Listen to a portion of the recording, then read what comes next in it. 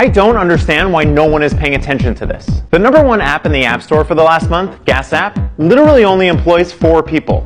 4 people! They're making $3 million per month, and that's only created 4 jobs. Technology is making it easier for a handful of people to do the same work that used to take hundreds, if not thousands of people to do.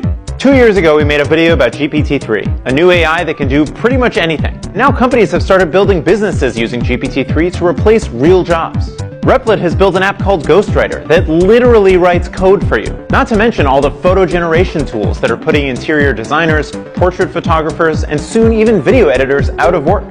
The craziest part about all of this is that while this is happening, big tech companies have started laying off thousands of their employees. Twitter, Tesla, Shopify, Snapchat, Meta, now even Amazon. You may think these layoffs are caused by economic concerns over potential recession.